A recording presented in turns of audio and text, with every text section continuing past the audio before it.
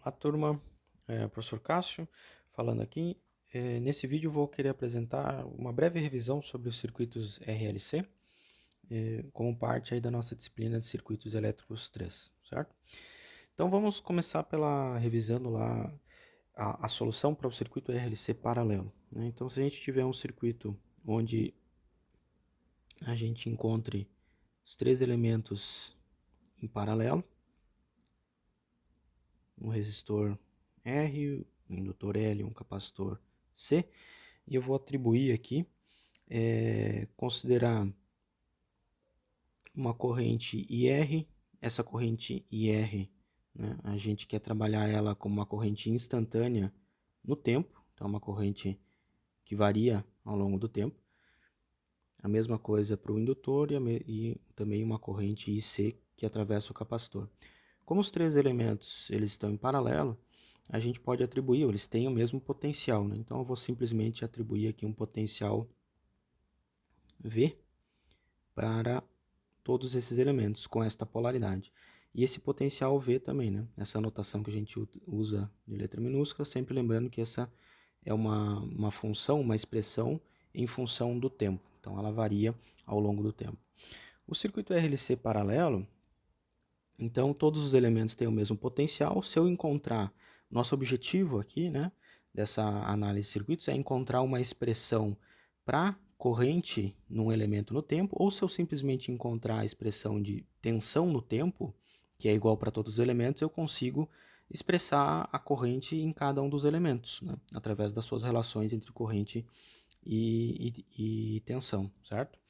Então, nosso objetivo aqui é, em geral, encontrar uma solução, uma expressão matemática que, dadas as condições iniciais desse circuito aqui, a energia inicial armazenada no indutor e no capacitor, encontrar uma expressão do comportamento temporal da tensão sobre esses elementos.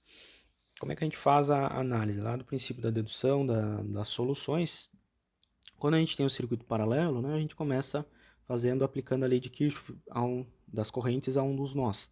Então, eu vou aplicar a lei de Kirchhoff das correntes neste nó aqui, e eu posso dizer que então a soma das correntes, IR mais IL mais IC, ela tem que ser igual a zero, pela lei de Kirchhoff das correntes, né? Pela nossa LKC, certo? E a partir daqui, eu posso agora dizer, bom, qual é que é em função dessa expressão V de T, como é que é a corrente no resistor? Pela lei de Ohm, a corrente no resistor nessa direção, com essa polaridade, é dada pelo potencial V sobre o resistor, que é igual para todos os elementos, dividido pela resistência. Então, este elemento IR é igual a V sobre R. E a corrente no indutor, em função da tensão, né, no tempo. Bem, a corrente no indutor, a gente tem que lembrar lá da expressão, a relação entre tensão e corrente no indutor, certo? E lembrar que o indutor é um elemento que ele não permite, pelas características dele, ele não permite a variação instantânea de corrente, certo?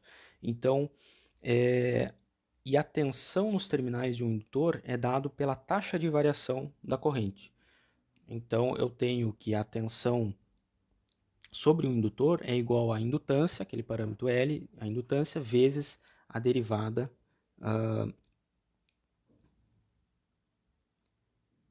da corrente IL no tempo, certo? Só que eu quero IL representar aqui nessa equação, a gente tem que transformar essa expressão aqui para a forma integral dela, e a gente vai chegar naquela expressão que IL de t, né, ou simplesmente IL, ela equivale à integral do nosso instante t0 até o instante t que a gente estiver analisando, da tensão sobre o indutor, que a gente está simplesmente chamando de V, vezes a derivada temporal, ou seja, a integral dele no tempo, mais uma corrente inicial, que pode existir uma corrente inicial diferente de zero no indutor, né? Que vai representar a energia inicial armazenada neste elemento. Então, mais aqui uma corrente que eu vou chamar de I0, né? Nesse mesmo sentido de IL aqui. E A expressão, agora continuando a reescrever essa equação aqui, a corrente no capacitor, o capacitor é o elemento que ele tem, é um elemento que funciona similar ao indutor, né? São elementos complementares, têm funcionamentos opostos, né? O comportamento deles. Se o indutor ele não permite a variação instantânea de corrente, o capacitor, por sua vez, não permite, né, para as características deles, ele não tolera uma variação abrupta ou instantânea de tensão. E aí a gente tem que a corrente, né, a corrente no capacitor, ela é dada pela expressão, a corrente que vai se desenvolver no capacitor, ela é proporcional à taxa de variação da tensão sobre ele. E essa proporcionalidade é dada pela capacitância, pelo parâmetro C de capacitância, né? Então, a taxa de variação de V no tempo vai definir qual que é, vezes a capacitância do capacitor, vai definir qual que é a corrente sobre ele. Então, exatamente essa expressão que a gente quer colocar aqui nessa nossa equação, C igual a dV de T, certo? E essa aqui é a nossa, o primeiro passo aqui da nossa, que a gente vai chegar naquela equação, já é uma equação íntegro diferencial aqui, né? Porque tem integral e derivada. Mas lembrando que a gente só tem aqui, ó, agora a gente conseguiu representar em uma única função que é variável do tempo, que é a função v, certo? A função v. Os outros elementos dessa equação aqui, eles são constantes, né? Tem a derivada da função de t, tem a própria a função v aqui, dividido por r, e tem a integral da função v. Os outros parâmetros r, c e l, né, são... esquecemos aqui na frente da integral aqui, né? Aqui tem um elemento faltante, que é 1 sobre L, né? Dessa equação aqui, a gente vai ter esse 1 sobre L vezes essa expressão aqui, beleza? Então, e o L também é uma constante dada pelo parâmetro do meu circuito, né? Agora, dessa equação aqui, que já está em expressão só de uma função V, a gente pode simplificar ela se a gente aplicar a derivada temporal em todos os termos, né? Então, fazendo a derivada temporal de todos esses termos aqui, a gente vai chegar aí sim numa equação diferencial apenas, né? Então, a gente tem aqui, posso reescrever como 1 sobre R, vou aplicar a derivada ao primeiro termo, então fica simplesmente dv de t. Aplicando ao segundo termo aqui, eu fico com L. A derivada da integral daquela função, né, é a própria função. Então, eu fico simplesmente com a função v aqui. Eu estou aplicando a derivada na integral da função. É como eu fazer uma multiplicação e depois uma divisão. As operações se cancelam, né? E aí sobra só a própria função. A corrente inicial no meu indutor é um valor constante, ele não muda no tempo. Então, se eu aplicar a derivada temporal neste elemento aqui, ele vira zero, né? É um elemento nulo. E a própria... Aqui eu fico daí com a capacitância, eu aplicar a derivada de novo, eu fico com a derivada segunda da tensão no tempo, né? A derivada segunda da função v, né? Não a derivada da função v ao quadrado, igual a zero. Então, e aí, reescrevendo de novo essa equação de forma mais organizada, aqui os termos a gente tem C, derivada segunda no tempo, mais 1 sobre L, vamos escrever primeiro 1 sobre R, para seguir a ordem aqui dos elementos na derivada primeira, e aí os termos de maior ordem, né, a derivada segunda tem maior ordem que a derivada primeira, e a própria expressão elevado a 1 é a menor ordem dessa equação. Então, ela fica com 1 sobre R vezes a própria função. 1 sobre L. Né?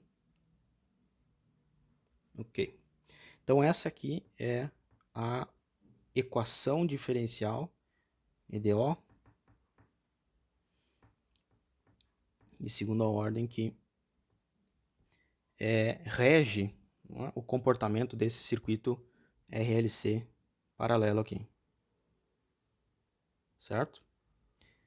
Essa equação aí é toda a base do comportamento que as respostas que esse circuito pode apresentar, do comportamento que esse circuito pode apresentar, certo? E aí eu não vou abordar de novo toda em sala de aula as deduções que a gente fez sobre como a gente pode chegar nas possíveis soluções dessa equação diferencial de segunda ordem, né? Senão a gente ia tomar muito mais tempo nessa revisão aqui do que o que a gente tem disponível, né? Mas vocês podem consultar aí as nossas anotações lá das aulas presenciais ou em materiais de cálculo aí como é que a gente pode chegar nas soluções dessa equação, certo? Se a gente fizer mais um passo aqui e a gente analisar, reescrever essa equação aqui, a gente pode chegar numa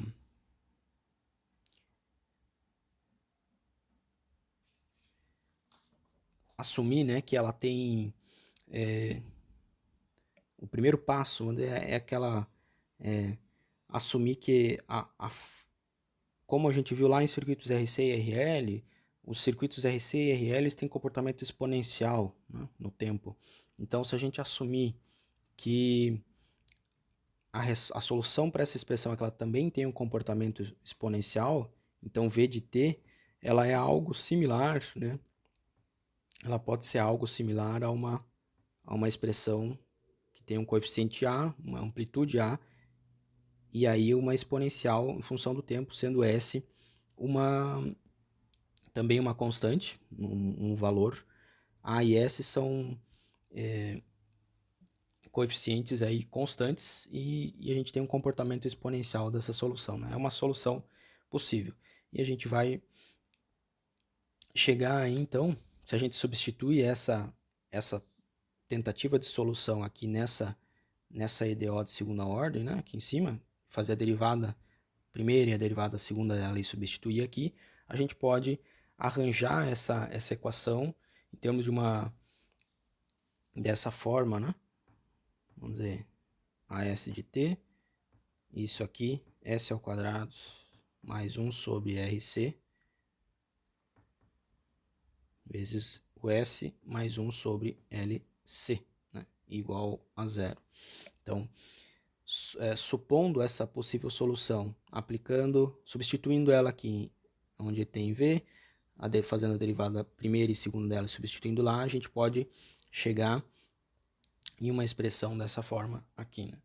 E para essa solução ser válida, então a gente chega aqui, para não ser uma solução trivial, que essa expressão que está entre parênteses aqui, S ao quadrado mais 1 sobre RCS mais 1 sobre LC, ela tem que ser igual a zero, né? Para essa equação aqui ser verdadeira. Ou se não, caso contrário, se esse termo aqui for igual a zero, quer dizer que o nosso A é zero, a gente tem uma solução trivial, não tem amplitude nenhuma na tensão na nossa solução. Então é essa expressão aqui, característica, S ao quadrado mais 1 sobre RC vezes S mais 1 sobre LC, que tem que ser igual a zero. Isso aí, a gente tem que então, a solução possível para S, que é o nosso termo que a gente está procurando, pela solução de Bhaskara, ela tem duas possíveis soluções, já que é uma equação quadrática, e vai ser igual a, se a gente substituir aqui, chamar os termos A, B, C, né, dessa expressão, a gente vai chegar numa relação que o S ele tem que ser igual, as possíveis soluções, a menos 1 sobre 2RC, mais ou menos, e aí estão as duas possíveis soluções, né, vai ter um S1 e um S2, raiz de 1 sobre 2RC ao quadrado menos 1 sobre LC, certo? Então a gente vai ter o S1 e o S2. O S1 vai ser a soma desse termo e o S2 vai ser a subtração desse termo sobre raiz. E para não ficar repetindo essa expressão todas as vezes, né, a gente então, já que isso aqui é uma constante, 1 sobre 2RC e 1 sobre LC vai ser uma constante dado o meu circuito, a gente chama esses termos aí de novos parâmetros, né, até para simplificar as nossas soluções, as nossas análises. Então, o alfa, a gente vai pegar esse termo que tem a resistência, e ele é igual a 1 sobre 2RC. É o que a gente chama de o alfa, é o coeficiente de amortecimento exponencial, ou frequência neperiana, certo? Então, normalmente a gente fala em coeficiente mais comum, né, de amortecimento, lembrando que a gente pode existir energia inicial armazenada nesse circuito, e como a gente não está analisando nenhuma fonte presente nele, essa energia ela vai acabar se dissipando pelo resistor, que é o único termo aqui que dissipa a energia realmente, né? O indutor e o capacitor, elementos ideais, eles apenas armazenam energia, eles não dissipam, né, potência e energia. Então o resistor é o elemento que vai dissipar a energia que tiver armazenada inicialmente nesse circuito, e por isso que o termo, então, o alfa, que é o termo que tem a resistência presente, a gente atribui ela, chama, né, de coeficiente de amortecimento, porque ela que vai amortecer o comportamento desse circuito.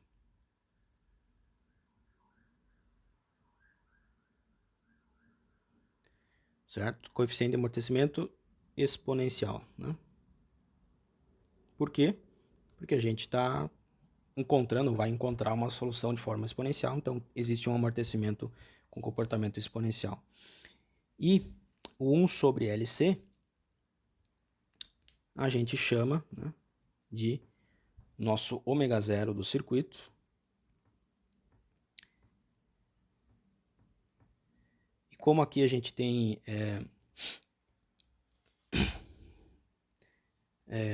dentro dessa expressão quadrática aqui, né, o 1 sobre 2RC ele está elevado ao quadrado, eu posso dizer aqui que esse termo ele também é um ômega elevado ao quadrado, né? Se eu elevar o ômega ao quadrado, elimina essa raiz daqui e eu fico sobre 1 sobre LC, idêntico ao que está na nossa expressão lá para S. E isso aqui, esse termo ômega zero, né, a gente chama de frequência de ressonância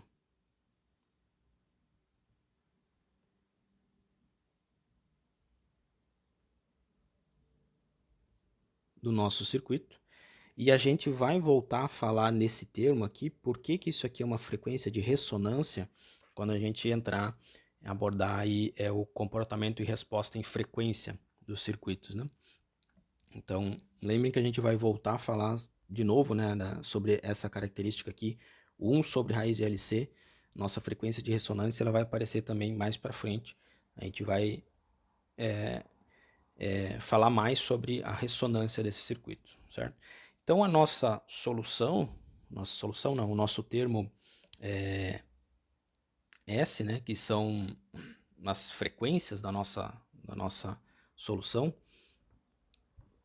a gente vai ter um S1, que eu posso escrever como substituindo por alfa, né? Menos alfa, nessa expressão aqui. Menos alfa, mais agora a raiz de alfa ao quadrado menos ômega zero ao quadrado. E um S2, que vai ser menos alfa, menos raiz de alfa ao quadrado menos ômega zero ao quadrado, ok? Então essas expressões aqui que vão definir as nossas frequências, as frequências do circuito, S1 e S2, que são possíveis soluções, né? Qual que é o que chama atenção aqui nessa expressão? Que a gente tem esse termo quadrático, né? E lembrem que a gente pode ter três possíveis condições. Se o alfa ele for maior que ômega zero, então, beleza, a gente tem a raiz quadrada de um número positivo, né? De um número aqui que é ele é maior do que zero.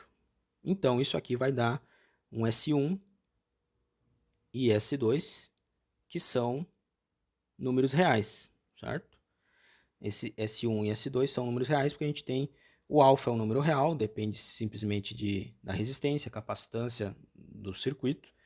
E aí eu tenho a raiz de um número positivo, vai dar duas frequências S1 e S2 reais e positivas, né? E vai dar um valor positivo, mas o principal aqui é que eles são reais, né?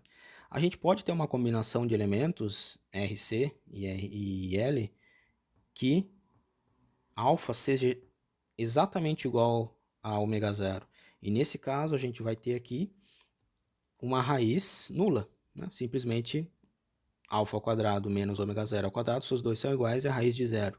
Então a gente vai ter S1 igual a S2, e isso aqui vai ser igual a simplesmente menos alfa, né? Na nossa equação ali. Então a gente tem duas soluções, mas duas soluções iguais, né? Então isso a gente vai ter que adaptar na nossa expressão de solução para a função v de t.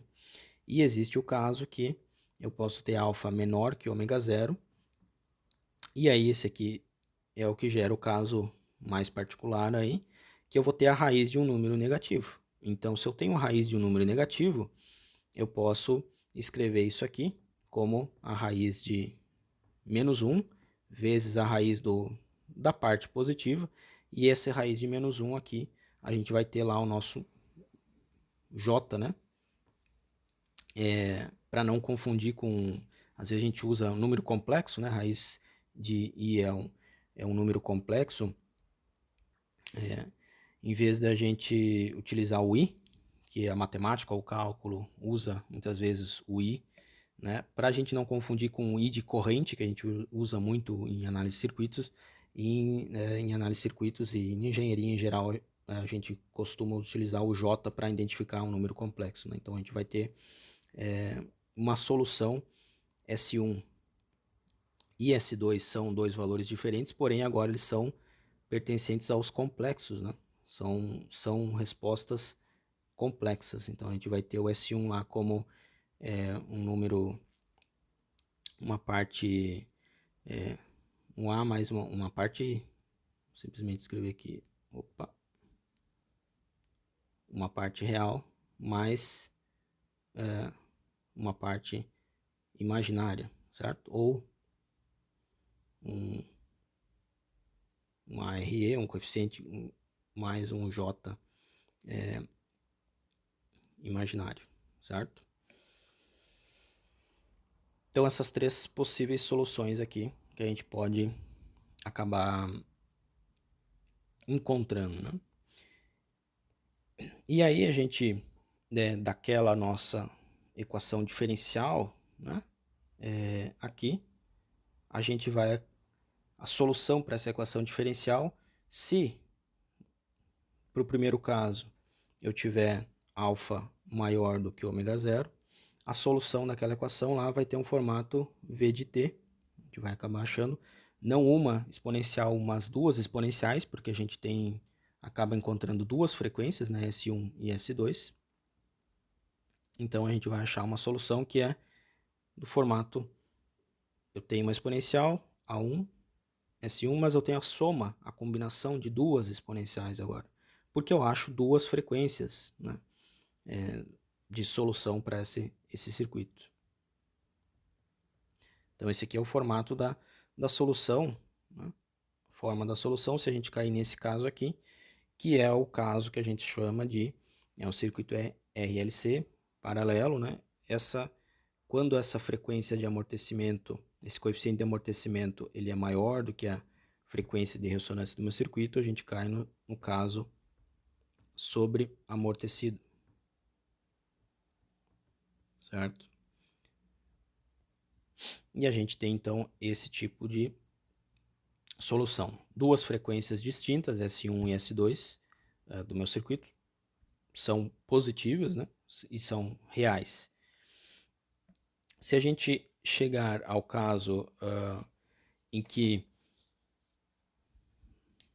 alfa é exatamente ômega, igual a ômega zero, né? Lembrando que esse caso aqui, alfa é exatamente igual a ômega zero, é muito mais teórico do que prático, né? Porque na prática a gente conseguir construir um circuito que o ajuste dos valores, os parâmetros de resistência, capacitância e indutância vão ser exatamente iguais, constantes, né? Na operação do circuito, e então o alfa e o ômega zero vão ser exatamente iguais. Na prática, ele não é quase impossível, vamos dizer assim, né? Em algum momento, algum instante do circuito, os parâmetros podem estar exatamente iguais, mas qualquer variação de temperatura sobre o resistor ou é, uma variação de umidade no ambiente que esses elementos estão já é o suficiente para modificar, alterar minimamente a indutância ou a capacitância dos elementos, e aí a gente já vai ter ou um alfa levemente maior do que o ômega zero ou levemente menor, né? Mas a gente estuda esse caso, né, porque ele é um divisor, vamos dizer assim, ele é o limiar, ele é o limiar da divisão do comportamento sobre amortecido e o comportamento quando acontece o alfa menor que o ômega zero, é o comportamento subamortecido que a gente fala. Então essa divisão, esse limiar, ele é uma divisão crítica entre um caso e outro, que esses sim ocorrem, né, na prática. Então por isso a gente fala esse é o caso aqui de crítico ou criticamente amortecido,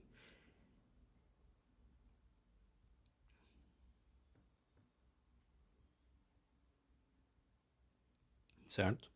E aí, não basta a gente ter uma solução com esta forma, né, exponencial, a gente tem que acrescentar um artifício matemático aí, para achar uma solução, achar uma equação, né, uma função matemática que solucione esse problema. Esse artifício matemático que a gente pode testar algebricamente para verificar que essa equação aqui ela vai solucionar como essa equação aqui, né? Se a gente substituir ela lá na nossa equação diferencial de segunda ordem, EDO, fizer a derivada primeira, a derivada segunda dela, a gente encontra uma solução, né, daquela EDO, uma possível solução. Agora, no caso criticamente amortecido, a gente precisa desse artifício matemático, que é incluir em uma dessas exponenciais aqui, a gente vai ter, como só tem uma frequência, né, a gente só tem um S1 e S2 são iguais, a gente vai ter um caso que a gente só tem uma frequência, só tem um coeficiente A, uma amplitude, né, esse A ele vai definir uma amplitude do circuito, né? Então, a solução que a gente vai atribuir aí matemático é multiplicar uma das exponenciais pela expressão t, pela nossa variável temporal, né? Então, ao invés da gente ter uma solução com duas exponenciais, a gente teria, na verdade, um A1 exponencial, e aqui vou chamar simplesmente de S vezes t, mais um A2 vezes S na t, lembrando que chamando aqui simplesmente de S porque a gente só tem uma frequência apenas, elas são iguais, né? Mas isso aqui eu posso simplesmente somar, então isso aqui vai ser uma só exponencial, não vai dar uma solução para a nossa equação diferencial. O que tem que ser feito aqui, então, é multiplicar uma dessas expressões pela nossa variável, né, que é o tempo.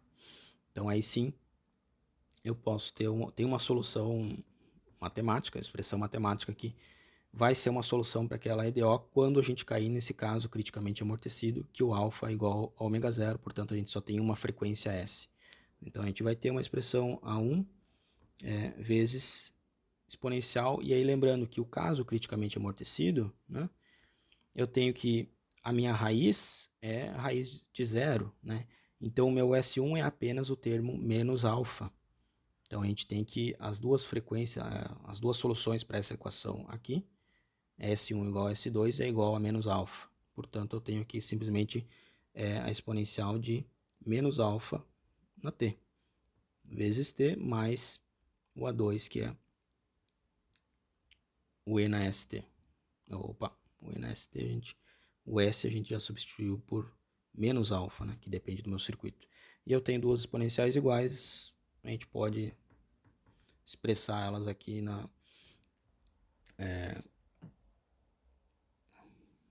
frente da nossa equação, né, como exponencial de menos alfa t, e aí a gente tem aqui um A1 vezes t mais um A2. Né? Lembrando, o A1 e o A2 são coeficientes aí de que vão definir a amplitude, né, da nossa resposta. E a gente vai encontrar eles em função das condições iniciais do nosso circuito, certo? Fazer uma pausa aqui e continuo na próxima parte para não deixar o vídeo muito longo, beleza?